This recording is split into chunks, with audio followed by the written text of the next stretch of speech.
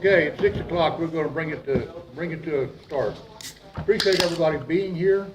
We're gonna probably do something a little different today, just a little sequence-wise. But, I've had some people ask me in the past, and I wanna clarify it. I know probably y'all have heard this a dozen times, but citizens, y'all are welcome, and we're glad to have you to address the city council in public comments. If you sign up, we're glad to have you. We cannot discuss anything that you bring up if it's not on the agenda. So it's not that we're trying to be difficult by state law, though, unless something's on the agenda, we cannot talk about it, so, or discuss it. But you can bring it up, you can bring it to our attention or whatever. Also, we like to limit everybody to 3 minutes if possible. So please try to keep your comments limited to 3 minutes so everybody has a chance to talk. And we can go forward with the meeting. Is that okay with everybody? You understand? Okay. Chief, do we have anybody signing for public comments? To invocation and pledge. Oh, do we, who's gonna do Pledge it? of allegiance. Hmm? Pledge of allegiance. Okay. Actually, we don't have a flag. We don't have a flag. Oh, we go to Okay, okay. We're gonna do first, we're gonna do the Pledge of Allegiance, so let's get that done. We may not have the prayer today, all of our people bailed out on us. There were meetings and vacations and stuff like that, so, we'll pray for y'all twice as much next time. Is that fair enough? Yeah. And, so we're not trying to be anti-religion, okay? But let's stand up for the Pledge of Allegiance, how about? We don't have a flag. And our flag, just assume there's a flag. Yeah. We little go today, okay?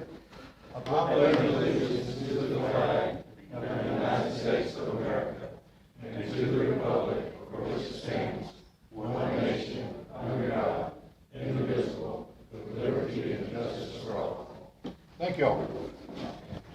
Should have got the AC down lower. Okay, now we'll start with the public comment. Denise?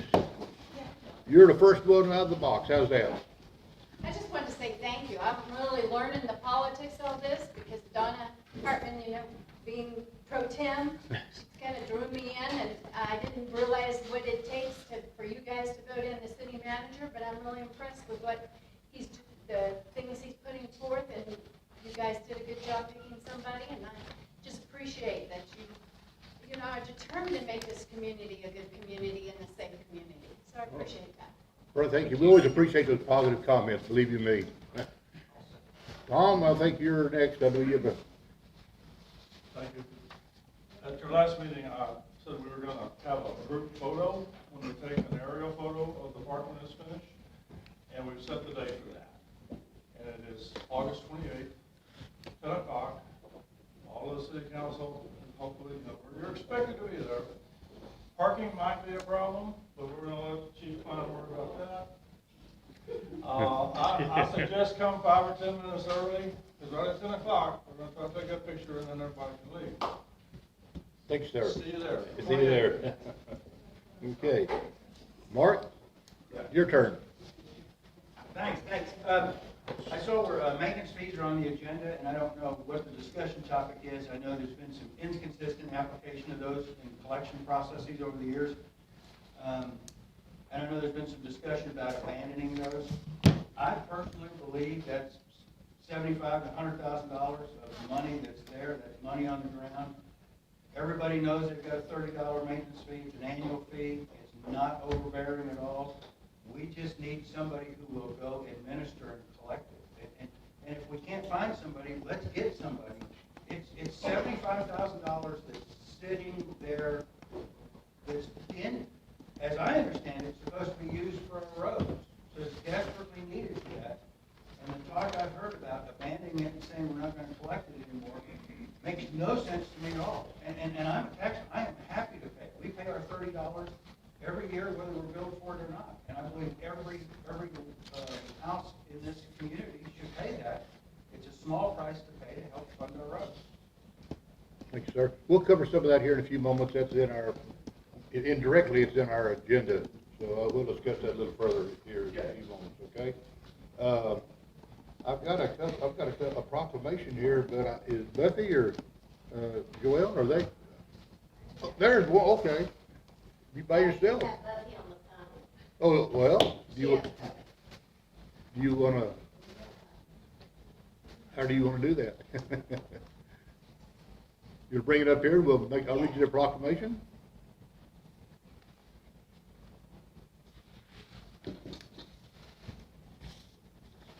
You ready? I'm ready, hold on a minute, let me call that because she needs to be part of this too, we work hard. These two ladies, I don't know if you're aware, but about a month ago, I guess it was in July, wasn't it? Yes, July 17th and 18th. They put together a citywide garage sale. Maybe a lot of y'all participated, I hope you did, but it was pretty good size. And it brought a lot of people in here from outside the area. I thought they did a great job. They put a lot of effort into that. I mean, it wasn't a matter of putting it together one weekend and having it the next. They worked on this for months. And I hope it all was as successful as you thought it was. We feel that it was, we're ready for starting on the next one now. And anyway, we're hoping that this might be an annual event, and we're gonna, maybe next year, do some extra stuff to help them get a little bit on promotion. So anyway, thank you for it. Let me, I've got a little, the city appreciates that too, so I have a proclamation here, if you'll let me read it to you, and I need you to. Whereas volunteer community service is an integral part of the operation and spirit of Morgan's Point Resort, and whereas we honor those who generously give their time and talents to improve their communities, and whereas their hard work and coordinating efforts in forming a citywide garage sale in conjunction with the city's quarterly cleanup, remember that one, the garage sale attended by many was a financial success while concurrently supporting the Morgan's Point Resort Police and Departments of Donation, Police and Fire Department donation. Therefore, I, Mayor Dennis Green, and the City Council, in appreciation of their volunteer service, publicly recognize their willingness to contribute their time and efforts for the well-being of the city of Morgan's Point Resort. It's just the 10th day of August, 2021. Thank you very much.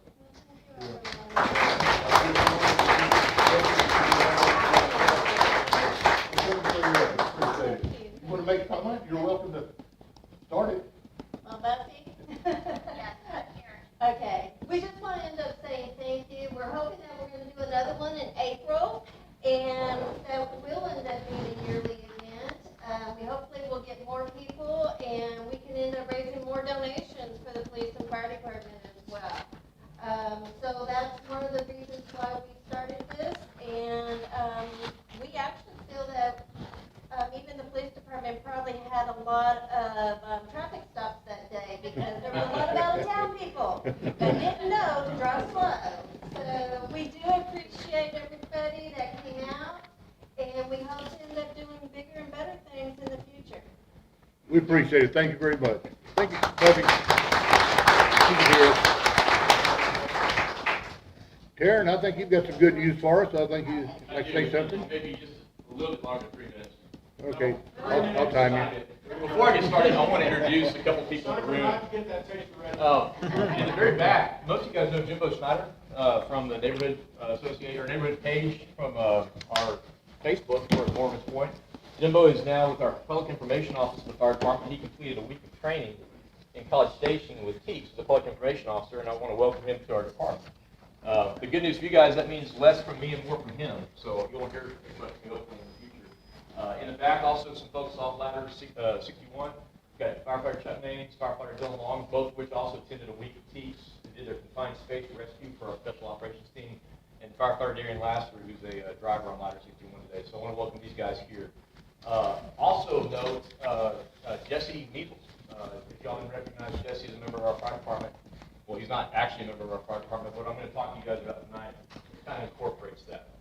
Show of hands real quick. Anybody familiar with the ISO rating, Insurance Services Office rating? If you're not, that's okay. All right, so what I'm bringing to you guys tonight is every community that has a participating fire department is rated by the Insurance Services Office on a scale of 1 to 10. 1 is extremely great for the fire department, and 10 is we want to talk about it. The City of Morgan's Point Resort has been a 6 ever since I've been here. 6 dating back to, I believe, 2012, this last one we rated. We just got our score back, and our score was a 3. And so a 3, you guys want to know what it's in it for you, and trust me, I've got packets here on the back to save time, so you don't have to listen to me go through the whole thing. But hit a couple of highlights. What this basically is it's an evaluation of what we do as a fire department in terms of training, equipment, staffing, manpower. It's what our water department does. In fact, it's 50% weighted to the fire department, our contribution.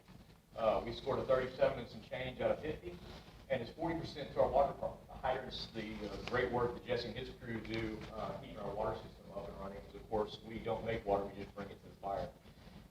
So with the partnership, and the remaining 10% comes from the Bell County Communications Center. We don't have a lot of control over that, but they scored 8 out of 10, which is remarkably good. To highlight a couple things for you, the 10% we already talked about in Bell County Communications, the fire department accounts for 50%. We got full credit for engine companies. We got full credit for pumper capacity, the amount of water we carry. We got credit for the first time ever for having an aerial apparatus. We got 0.5 credit out of 0.5 for a reserve ladder service company.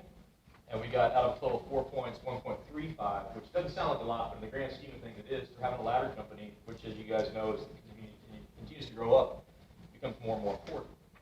Our water supply is rated on credit for the supply system, 30 points, the hydrant size, pipe installation, 3 points, inspection, flow, and testing, which takes a lot of labor on Jesse's part, his crew's part, and our guys participate in that as well. So our resulting classification for the emergency reservoirs is a 3, and a 3X if you're farther than 1,000 feet away from a hydrant, which doesn't really involve anyone in this room unless you live in one of the apocalypse like SPT area. To put that in perspective for you guys, there are 15 departments in Bell County. We are ranked number 5. Clean Fire and EMS is an ISO of 1. Coppers Cove, which has part of Bell County, is an ISO of 2. Belton Fire Department of 3. Temple Fire Department of 3. Morgan's Point Resort Fire Department of 3. So we're joined by Temple and Belton and how well we do, how well we take care of the community, which I think is amazing. The rest of the scores are unpublished, and it's just the way it is. Some of the stuff is private information from the Fire Marshal's office, but they range from a 4 to a 7X, and most of them being the 6 or 7 where we once came from. To put that in perspective for ISO ratings countrywide, we're in the top 5,335 of 42,000 fire departments, which means we're in the top 13% of fire departments nationwide. In the state, we're in the top 637 departments of 2,849, which puts us in the top 22% of Texas fire departments. So why do you care? Good question. In Texas, the PPC program, which is what we're talking about, shows how well the fire department serves the community. An improved score means a safer community, and a good score shows the community is working to provide for the property owners and citizens. And I want to thank the council and mayor and outgoing council too for the support they give both our departments, or we wouldn't be here today with this score. It also helps us identify areas where we can improve, which is something we always strive to do. For you guys, all of your home insurance are going to rate you to be driven by the claims area. If we have a major flood or disaster or something like that, that's going to drive some rates. But the ISO rating, the reason it's created is to help get your insurance rates down and check. It's like a safe driver discount. So go out, and I can't make any promises, I wish I could, but check with your insurance company because you may be entitled to, and very well possibly may be entitled to a lower insurance rate. I don't need to tell you on the DC side that having a lower ISO rating is lucrative to folks that want to do business in our area because it impacts their insurance rates and business as well. So a lot of information here. The packet will be available on the website. We are an ISO 503, which is give Jesse and all the guys in the back of him. You'll see some badging on the trucks for both departments. This is a team effort. Again, this will be available on the website. If you want to pick up one of the overview packets on the way out, grab it. If you have any questions, feel free to call me again. Call your insurance. That's probably what it's. Thank you. Thank you, Jared. I want to make one more comment on that. We're at number 3 compared to Temple, Killeen, Coppers Cove. Those are full-time, fully staffed fire departments. We're a volunteer fire department. Do you realize that the effort that they put into that to do that? I mean, that's we could buy equipment, but we can't buy the manpower. You know. The 3 gentlemen here are all volunteers. We can spend volunteer time. The reason we don't have more guys here tonight is we have the rest of the guys running 2 prospective volunteers, which is Lily and I at fire stations. So we've got great volunteers in the fire department. Appreciate that, sir. Thank you. Okay, we're going to go back. We're going to open this up to a public hearing for the fiscal year 2021-22 city budget. It is 6/13. Is that sound right? 6/13. And open it up to anybody who has any public comments. I want to make a couple of comments on the new city budget. This budget was. And I'm speaking for the council here, I believe. I know Donna, I have talked to her and Bruce. Dalton and the crew and Carrie and the city staff put a lot of hours into this budget. It's pretty complicated, and you're welcome to look at every bit of it. It's all public. if you wanna have trouble falling asleep, pick that thing up one day or one night and you'll get through about 3 pages. But, in a nutshell, there's some things in there that, it just went smoothly, went very smoothly. Dalton, you wanna say something on that too, right there? I know there's a couple items that I don't let him get So into. we'll, since this is a public hearing, we'll definitely move it open. The workshop was done last week. Again, I want to thank all the department heads and the directors. They really put a lot of time and effort into this budget, really understanding in depth of what they're doing, not just putting money on the table and saying we need this, but having a plan for what they're doing and why they're doing it. Things that we're actually going to be able to, really see the fruits of that labor and be able to track it. More importantly too, it gives us that ability to really scale as things change. A budget, even though a budget is adopted by council, it's a fluid document, it's a working document. We have to follow in the parameters of the law, we have to follow in line with, our policies. But if things in unprecedented events happen, we have the ability to scale it back. And it's not just the city manager's office, dictating, hey, this needs to happen, because I don't know about water and what they need. I don't know what fire, needs all the time. And so each department has the ability to really dive into their budgets and understand fully of what those budgets are, and be able to tie that into council's vision as well. So workshop, again, like to the mayor's point, it went smooth. Council, all of this, the proposed budget is on the website. In the effort of transparency and communication, we're continuously trying to improve that. Kerry, our finance director, he has some really great charts and graphs and visualizations that really kind of paint some of the picture of diving into the weeds. And we even put on there, again, where some of the capital projects are going, where some of the focus is. On one of the pages for council after the ordinance, it shows you what changes that we did make for, from the workshop. Most of it was really just kind of clerical stuff, whether it's fat bringer in a number or not paying attention to something. But really the change from the original amount that we budgeted for, just in the change number was 1.638 million to 1.673 million. It did go up just a little bit. The budget is still balanced based off of our enterprise funds and the ability to be able to make those transfers as needed into the general fund. So it is a structurally balanced budget. One thing that we do want to talk about, and I think this is important for every resident, of course, to know, if I can find my sheet. Sorry.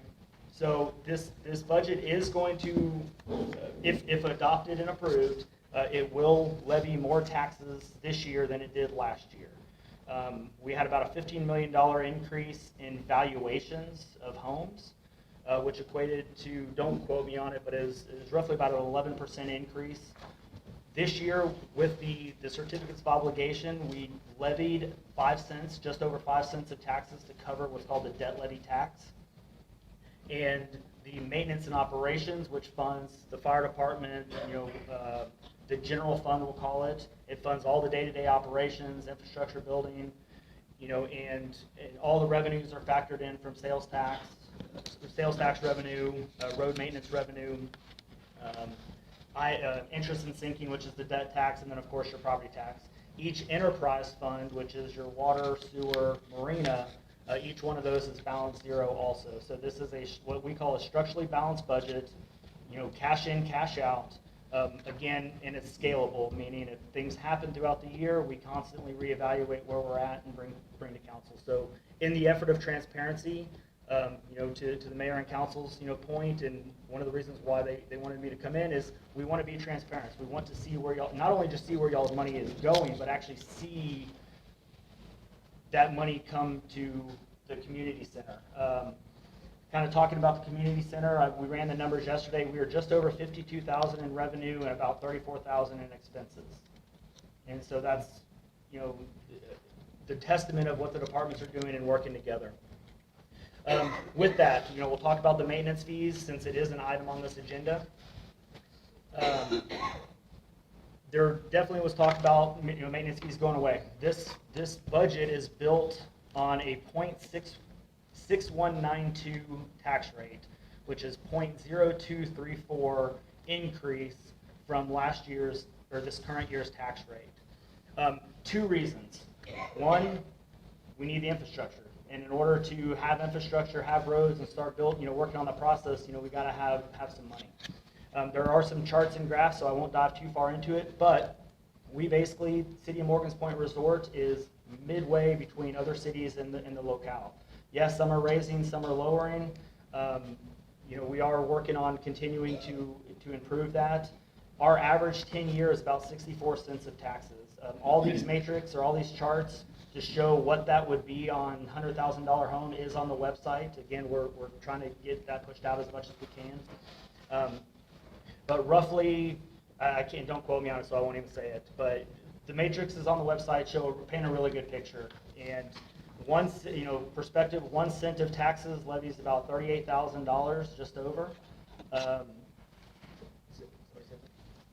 So about $38,000, just over, about $38.7 thousand. And so what that equates to for each individual home, if it was a 64-cent tax rate, which it's not, we're proposing a 61.92 cent. At a 64-cent tax rate at a $500,000 home is about $231 a year that the resident would see on their taxes. So remember, most of the taxes is about almost 50% go to Belton ISD. City of There Morgan's is a Point. chart in there of it on that. Please look at that. It is very enlightening. Yes. It gives you the percentage of taxes that go to Belton, to the county, and what little percentage we give. So most people say, well, my taxes are $4,000, but don't realize that the Morgan's Point probably only gets about $800 of it. Yeah, So keep that in mind. It's So it's it a breaks good it down chart. for $100,000 all the way up to $500,000 home. So where that plays a role in the maintenance fee and why we wanted to build this budget, we've heard a lot of talk about the maintenance fees and going away in collections, and it is a pretty small amount. Pulling up some of the old facts of the city, won't dive into it, but 1960, obviously most of y'all know the history of Morgan's Point more than I do. But the maintenance fees ultimately was a deed restriction, HOA that got turned over from the developers to the city in the 70s when it incorporated. The history that we've looked at over the previous budgets, it collected anywhere between, we'll say $90,000 to $33,000 to $11,000. It's kind of sporadic. And some of it had to do with collections and some of it didn't. But one of the things that I noticed when we came on board, there was a lot of staff time that was being put into doing the 3 certified letters, sending them out, postage, time. We're having to put liens on people's homes, but when you put the lien on somebody's home, it only matters when they go to sell it or to move. So what we're realizing is good tax-paying citizens were paying it, and some weren't, and the only thing that was really happening was a lien was getting put on their house that may have never been even realized until they went to sell. So there is not only the staff time and the staff effort, but there was also we'll call it the revenue. Could we go and collect it? Yeah, I mean, we could do anything, but what is that going to cost as far as staff time? I don't know. Yes, sir. How many liens have we filed over the past few years? I honestly couldn't even tell I don't you. think we filed any. And the reason we don't do that, I don't think we've ever filed, I don't know. if we've the ever reason we filed don't do it any. because. No, I know in order to about process two. Because I that, can promise you, if you filed a lien and there's a lender on there, you're gonna hear about it. You're gonna hear about it from the. well, the reason we don't file many liens anymore, it's cost prohibitive almost because you've got to go through the certification, Well, notification process, and the legal process. So all of a sudden, you gotta, What if we get on the first time collection? I mean, my issue is, we haven't even tried to collect. We haven't gotten a bill in the last 3 years. well, we didn't send them out this Well, last year. We haven't even gotten a bill. Yeah, so this You can't year. collect if you don't bill them. No, and you're right, and so this year, when I came on board, looking at the revenue loss, last year, I think last year was about 33,000 roughly. Don't quote me on it, I have to look again, but it was pretty minimal, for what it was. And again, one of the things that we kept hearing from, citywide across the board was the maintenance fees need to go away. Now again, we were assessing all different options, which is why we were trying to figure out what it was. So when we built the budget, we were kind of waiting to see what was going to happen with property tax values, valuations this year, and kind of the direction it was. So really that, if you look at I'm going to do some math, I'm not going to text. But if we take that $38,000 times two. Who's got $38,000? It's $30 from. No, I'm talking about the 1 cent of levy tax. Okay. So the 1 cent of levy tax with the 0234 increase that's being proposed for the tax increase is $90,635. So the thing with the maintenance fee that's kind of, we'll say that adds the challenging piece of it is, yeah, you can bill it out, but then you have also the ag piece. So some properties were $15, I think some were $30. There was some mix in there of 20, I think I've seen at one point. You know, some didn't have mailing addresses that weren't even going to. So let's just use the city's taps, roughly about 1,990, and I know Jesse's about to correct me, but I'm off a few. But with the 1,990 taps, if we assumed safely that they were going to get $30 for the maintenance fee, it came out to $59,700. Yeah, and so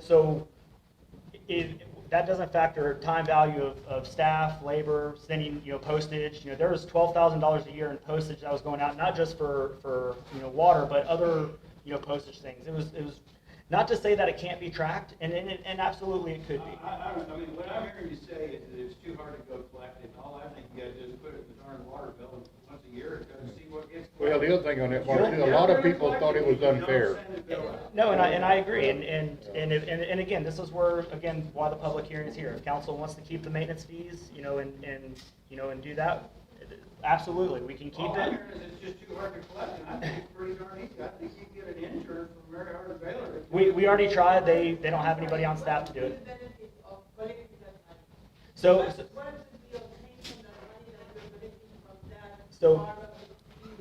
yeah. Well, and so going back to whether it's hard or not, anything is possible, and we can send a mailer out. We absolutely can do that. I mean, we can. Same thing with water. Same thing with water bills. We send water bills out, and there's a lot of people, I don't even know the percentage, that don't pay them, and they get their water shut off, and life goes on. So regardless of whether it is, so from a simplistic standpoint, again, the theory of the 0.6192 or the increase in taxes, that's a guaranteed $90,000 a year in levy taxes that we don't even have to collect, that's already coming based off of ad valorem. The other side of it is all new developments coming into the city, so that 1,990 taps, that includes new development. All those new developments are grandfathered in to not have to pay maintenance fees. So as new development goes, the only ones that are paying the maintenance fees are, the original grandfather deed restricted, Morgan's Point Resort. A lot of people don't think it was fair. Some are paying it, some weren't. That's the whole deal. Yeah. So and this is just a fairness deal. Everybody gets to contribute this So way. and it's a lot easier to collect. So from an operational standpoint, you are correct. Can we collect it? Absolutely. Can we, and if council wants to go that direction, we will absolutely put the resources and the time, appropriate, to the taxpayers to make sure that it is collected and appropriate. Whatever that looks like, we'll do it. We didn't do it this year because we wanted to put it in the proposal in the budget just to kind of say, hey, this is what a balanced budget would look like without the maintenance fees, with a levy tax component to it, based off of the state or the state minimums. We can do either one. The most simplistic one, and again, getting set up for debt levy tax in the future and bond series for roads and infrastructure. That's great, because even at $90,000, that's not enough for roads. We'll have to get bond series to really start tapping into infrastructure. One statistic I kind of brought up, talked to a civil We need to engineer. get in public hearing for a second, because we're in public hearing. Yes, correct. Let them make some comments, and then we'll Okay. let you finish it up. No, Does any- absolutely. Yeah, okay. Does anybody, other than the maintenance fee, does anybody have any comments on the budget? You're supposed to be telling us, we don't need to be doing the talking. Yeah, correct. Yeah, you're We supposed just to wanna tell make us, sure and y'all then we'll finish it up. Does anybody have any questions on anything other than what Dalton has already talked about? If not, go ahead. I just had one last question. What's the status of the audit, and when do you expect that to be caught up? We met with, finance director Carrie met with the auditor last week, I believe. My days are running Yeah, last together. week, yeah. Yeah, last week. So we're working on right now a game plan to get that done. I don't have a timeline on it. I mean, when you're too behind, yeah. So one of the things, to that point though, one of the big focuses that we wanted to have is, now that we have Carrie on board, we're able to focus on some of the historicals that we really need to get cleaned up. And this budget, we really wanted to focus on a good structurally sound budget to make sure that audits going forward are clean. And that's what ultimately this budget is preparing us for. if there's no further comment, I'm gonna close the public hearing, and then we'll go back into where we were at. No comments? I'm gonna close public hearing at 6:29. Do you want to continue where you were? Yeah, no, like I said, really just wanted everybody to be educated on it. You know, this, again, this budget for council was very different. This budget for even the residents, we want it to be different. We want y'all to be able to see, again, where our money is going. They put a lot of effort into this, the Dalton, the staff, and I'm gonna tell you, the council members put a lot of effort in this. It was not something that we went in and 10 minutes later we approved and walked out. Everybody put time and effort in this thing. They pretty much knew where everything was going, thanks to Dalton. He had it outlined. And anyway, there's some good charts inside that. If you get a chance to look at some of them, it's a pretty neat deal. And like I say, like Dalton said, it's a living and breathing document, so things can change. Hopefully we don't get to another pandemic or anything like that, you know, so, but this one is flexible. So anyway, Dalton, if you're through, I'm gonna go on and start it out. Yep, I'm good. One thing we're gonna do is, on the, we need to take a vote on the budget, on ordinance number 2021-05. Council, you've got we had the discussion on the budget. I need a motion to accept it. I'll make the motion to accept the 2021, 2022 city budget. With that being said, I also want people to know that there was a workshop on this. So I know you're gonna see 3 of us voting, but we were all, as I took it at that workshop, I guess in a group, decided, you know, like, I know where I'm voting because we all work together on. So I don't want, if somebody leaves mad, please don't, it's not just us. I'm going by a group of things. That And we're everybody was, it was 100%. Yes, before we left that night. So I just want y'all to know that, so y'all ain't wearing us out or something. Thank y'all. You second? Any discussion on it? All in favor? Aye. Any opposed? And that's with Bruce and Donald being absent. So. Now, they both were there, and they both were in the discussion on the budget. Everything is in agreement. I talked to Donald yesterday, and everything was good, and Bruce was okay. So, anyway, just keep that up for you right there. Next thing is, I need to discuss and take appropriate action on the minutes for last month. But there are a couple of discrepancies in there that we're going to change, so I would like to table that until next month on the approval of the minutes. Yeah, there's a couple grammatical stuff and things that we need to edit, so we wanted. We were working on the budget so much, we got to push to the side. Yeah, that's my bad, I'll take the hit on that one. We forgot to do it was minor stuff, but we wanted to correct. Okay, next thing, we can discuss appropriate action on the 2022 holiday schedule. So this one, forgot to bring up during the budget workshop, so this is really the perfect time for it. This year, you know, the federal government, you know, implemented, you know, Juneteenth, June 19th, you know, 10th, observed on a Monday. So this is ideally for the holiday schedule to be approved. Again, we wanted to put it in there, one, because the federal side did, but again, it's up to council if they choose to approve it or not. I know some cities, there's days out there that they don't do. It's kind of random and sporadic, but we wanted to put it in there. This would fall in line with other cities as well. So this would ideally approve the 2022 holiday schedule for staff. Is there any discussion on that? Anybody have a discussion? Or let's take it to, I need a motion to accept it, I guess, first. I'll make the motion to accept the 2022 holiday schedule. Second? Second, Robbie. Okay, now, there's any discussion on it? Anybody have any questions and changes, comments on the schedule?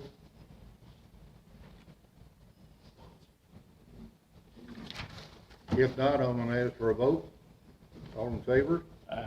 Any opposed? Motion passes. Okay, here we go now, right into going down to Mark territory right here. Discuss and take appropriate action on maintenance fees. So this, again, this kind of aligns with, you know, with the budget. It can be standalone or it can be in conjunction with the budget. You know, whatever, you know, council decides. You know, the budget is built without the maintenance fees in it. The maintenance fee on this one, we can ultimately just, you know, say, hey, you know, council, you know, they can, if they choose, they can make a motion just to say, hey, we're going to suspend collecting, you know, maintenance fees and, you know, leave it at that. I think, you know, looking at kind of the language, it could be something we could always look back at if council needed to bring it back, you know, in the future. but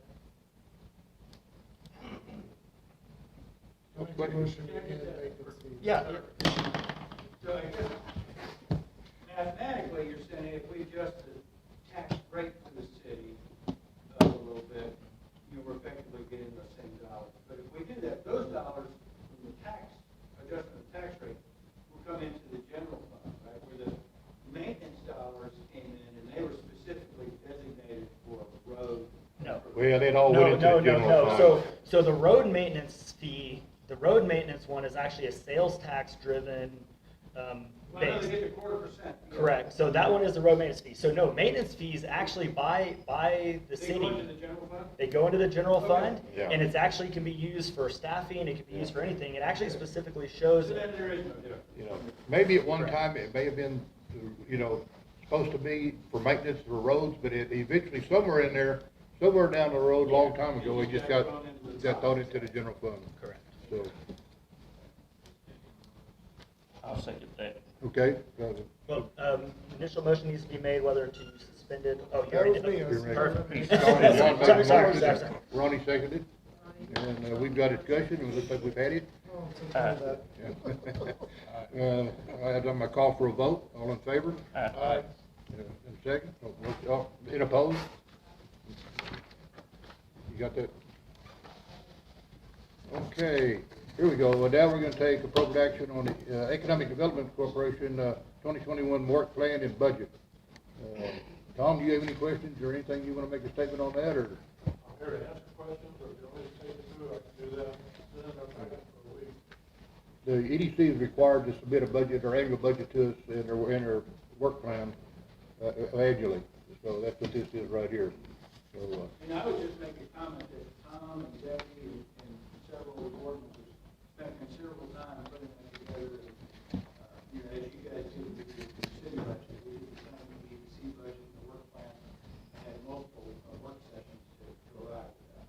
nothing with the word budget in a citywide meeting has anything to do with more labor. It's all labor intensive.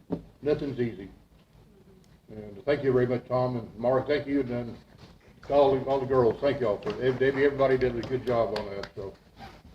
Do I hear a motion to accept the work plan and budget? I make a motion to accept the budget. Bobby, made, going to accept it? I'll second. Ronnie seconded. All in favor? Aye. Any opposed? Okay. Thank you.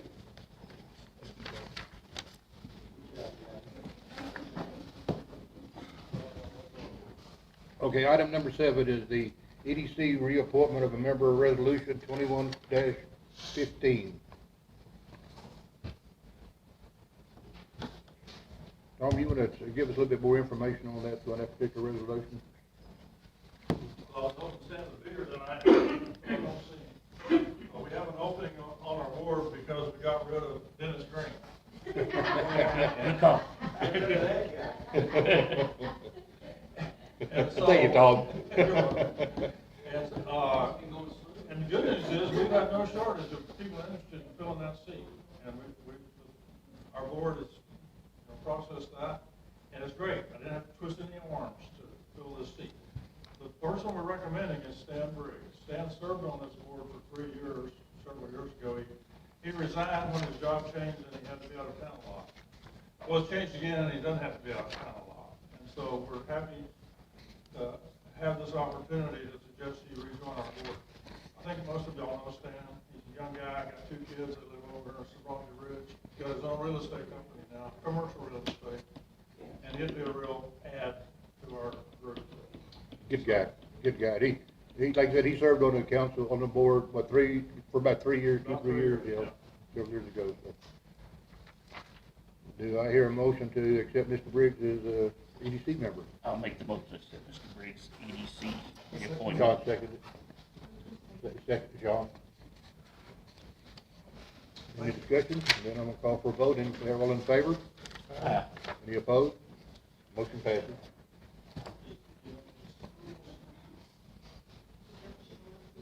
Okay, John, I'm gonna have to rely on you for this one right here. Yeah, I got it. Item number 8 is the CITCOG Resolution 2021-16. It's the creation of a Central Texas Regional 9/11 Emergency Communications District.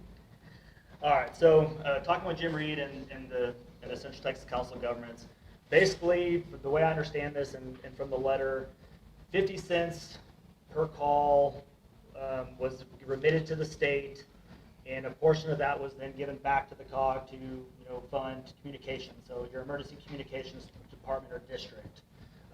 That is currently through the Central Texas Council of Governments. Problem with that, and that's kind of come up, is one, that got expensive, and the state also wasn't remitting all of that 50 cents to go back. Really, they're retaining it supposedly to kind of keep a balanced budget, state stuff. More or less, the COG ended up coming about and saying, hey, and it's always been kind of on the ticket from the strategic plan of, do we create, or does the COG create its own emergency communications district? Well, now the time has come. And finally, the diminishing return balances, and it's more cost effective for the COG to actually create the emergency communications district, where then that 50-cent maximum would then be fully retained and come back into, fund capital projects and infrastructure. So all this resolution is for all the surrounding communities and the entities who are already a part of the current legislative district is now going to fall under the Central Texas Council of Governments district. So, Any questions on that? Did we have a 911 in place already? yeah, everything is already in place communication-wise. The difference was the same amount of money is no difference in funding. Only difference is where it's getting remitted now is not to the state. It's going to be basically remitted to Central Texas Council of Governments. A little bit better In control. whole, yeah. Control over it. Do I hear a motion? I'll make the motion to accept the creation of the Central Texas Regional 911 Emergency Communications District. Okay, thank you, Rodney. Any second? I'll second. Robbie seconded. Any more discussion? All in favor? Aye. Any opposed? Motion passes. Okay, item number 9. There's a request for a street light on West Pima Lane. Correct. This one, there's no paperwork on this one. It's something that we definitely need to look at. I think this is kind of the beginning of everything. I know streetlights is kind of a contentious topic, not just here, but across the city. We've heard kind of both sides, both aisles on this.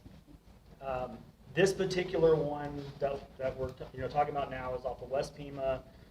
There's, I guess, been from one resident and that I've talked to, and I know some of the departments have talked to a couple out there, have said that there's some increase in crime out there. I haven't followed up on any police stuff. I don't know, but basically they're requesting a street light be put in. I don't know what was historically done before. Just kind of the word that I've gotten is if a street light was requested on a street, 5 or so people or some neighbors could petition and agree to it, and then a street light would be put in. It's easy enough. Unfortunately, nothing I think in government is easy. And some of the issues that I could see, coming about this is at what point is it enough? Because we do pay for streetlights. Now it is a minuscule amount, but when you start looking at kind of the long term of the light, but there definitely needs to be some control. This particular light is on a dead end street. It is on a cul-de-sac, in the very south part of town. But I do, whether this one gets approved or not, it could be on a contingent. Again, I haven't heard from any of the residents, so it's just one person that I've talked to, and I don't have any actual physical paperwork or petition to say it. So if y'all do want to approve it, my advice to council would be, approve it contingent upon, petition or signed agreements from neighbors. However, this does also set a precedence for future, and that's one of my biggest concerns is at what point and where do we say, that we want streetlights. I don't have good answers for this. This is one of those many Pandora's boxes that we can go down.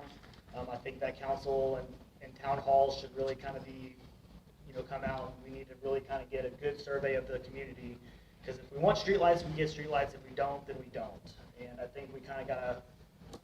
So could we do it in a public hearing when the rest of them are here? I mean, we can. I mean, we can table this again. We can get more information. I still think you need to hear from the neighbors. I agree. And, So we can do it through petition. But like I would the- also, you already said the president for everybody else, I want to make sure that we're all here to voice our opinion when that time comes, so. Yeah, some people think we have too many lights, some people Well, think. we hear it don't all have enough, both and we ways, hear so it- I'd like us all We hear it to on be- all directions, so, you know, it's kinda, where do you go? No, and this is a tough one, because, I know the resident that I talked with, they definitely said it's a safety issue, and Right. I know you can always apply safety to a lot of things, and we're not taking away from the safety aspect of things. But again, it's one to five people potentially putting, a budgetary expense, even if it's, minuscule, onto the city coffers of other residents. Now, that's gonna happen everywhere, you can't narrow that down, but again, at what point, hell, Lake Forest, you could have somebody on Lake Forest that gets 5 of their neighbors to say, we want a street light, and then a random street light pops up on Lake Forest. So at what point, strategically and planning wise, do we? You wanna table this? I wanna take. I think we I think Go we ahead should and motion. petition the Let me- neighbors. I think we ought to send out, You just need more get feedback from the information. neighbors, for sure. Yeah, and I think it's twofold. I think, again, it's this one particular issue, which I agree, I think petitioning the neighbors is right. Do I think a street light on this particular cul-de-sac is gonna impact anything if the neighbors agree? No, I don't. It's kind of isolated, but I do also think it's setting a precedence for the future of saying, well, if that's all it takes, it's kind of opening Pandora's box. So is there a way that we can, if we're setting a precedent, is there a way that we can put in some mechanism that people have to go through, citizens go through? Well, that might be the thing we need to do, Yeah. yeah. And So ideally, you would. So it's not like a rubber stamp every time somebody says, oh, all right. Well, that's what he was talking about, maybe getting somebody neighbors to Yeah. sign a petition Well, and yada, yada, yada. The other thing too is we want to eliminate the subjectivity. What makes your street light better than somebody else's? Yeah. And so we want to take the subjectivity as much as we can out of government and make a sound decision. I just don't think our ordinances are there that reflect that. And so I think the best advice would be to table it so we can look at the ordinances, reevaluate it, maybe set up some PNC public hearings and some other things to get residents to speak on both sides to say, well, really, what do we want to do? And It's probably good for you to know the cost of streetlights. yeah, and yes, You I might agree. have like 10 other people going, I want one too. Exactly. And So we're so, gonna table this and we'll put it up for Already tabled. discussion and, we need to put that, make a motion on the table. I'll make a motion to table it. Ronnie made it, I'll second. Sean seconded it, all in favor? Aye. All opposed? Motion passes. Yeah, we'll look at that closer and address that at a subsequent meeting. Okay, city manager, do you have any questions, any comments, any statements you'd like to? no, like I said, this budget has been great. It's been challenging for everybody, to include me, and I know it's new for council, and I appreciate everybody's hard work. I do want to thank fire, in the ISO rating, coming from a public safety background. ISO is a big deal, and as ISO is not a big deal. It depends on who you talk to. But what I want to commend Taryn and public safety as a whole on and public utility is this wasn't their sole focus. There's some departments that solely focus on getting an ISO rating, and that wasn't the case here. The philosophical approach that he has taken, his leadership, the operations side of it, to me is what stood out, because it wasn't a sole focus just to get a rating. It was, we're going to provide for our citizens, we're going to do what we need to do, and this just happened to be the great byproduct of this. And I think that's a true testament of what Taryn has brought to the table, here in Morgan's Point. Because again, you're looking at an ISO 3. I mean, when he told me that, my mouth hit the floor too. I was completely shocked. So I think that is something, definitely to be proud of. So other than that, I'm sure I'm missing something. You can come back, Chief, do you have any comments? Other than waking up back there?